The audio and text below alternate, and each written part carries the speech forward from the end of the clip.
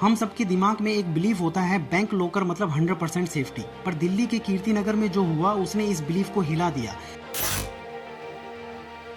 Punjab national bank की branch में एक कस्टमर ने कंप्लेंट की, लॉकर में रखा 60 लाख का गोल्ड और ज्वेलरी गायब हो गया। सोचो, लॉकर सालों से बंद था, कस्टमर आया, लॉकर खोला और अंदर सब कुछ छू मंतर। अब इन्वेस्टिगेशन चल रही है, पुलिस सीसीटीवी चेक कर रही है, बैंक अपनी साइड रख रहा है, पर असली सवाल ये है कि अगर लॉकर में से सामान गायब हो जाए तो जिम्मेदार कौन। यहीं पर आता है एक रूल। 2022 में रिजर्व बैंक ऑफ इंडिया ने लॉकर रूल अपडेट किए थे।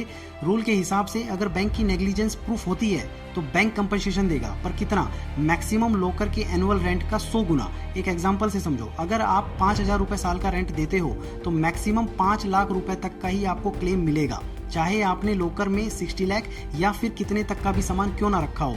मतलब सिंपल सी बात, लॉकर सेफ होता है पर अनलिमिटेड इंश्योरेंस नहीं होता। और एक इम्पोर्टेंट चीज, बैंक आपके सामान की लिस्ट चेक नहीं करता, उन्हें नहीं पता कि अंदर क्या रखा है, इसलिए प्रूफ देना आपकी रिस्पॉन्सिबिलिटी है। तो क्या करें? ज्वेलरी की क्लियर फोटो रखो, बिल्स और वैल्यूएशन सर्टिफिकेट रखो, लॉकर एग्रीमेंट को ध्यान से पढ़ो, और अगर ज्वेलरी की वैल्यू ज्यादा है तो सेपरेट ज्वेलरी इंश्योरेंस लो। नॉर्मली इसका प्रीमियम होता है लगभग 0.5% से 1% एनुअली ज्वेलरी वैल्यू का।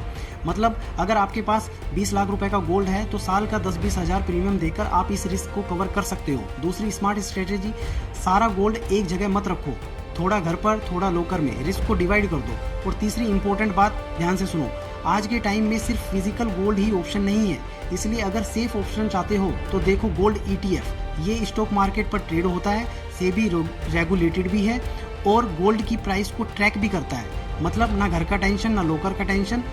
लेसन, ब्लाइंड ट्रस्ट मत करो। बैंक स्पेस देता है पर रिस्क का वेट आप पर ही होता है। सिक्योरिटी सिर्फ ताला लगाने से नहीं आती, स्मार्ट प्लानिंग से आती है।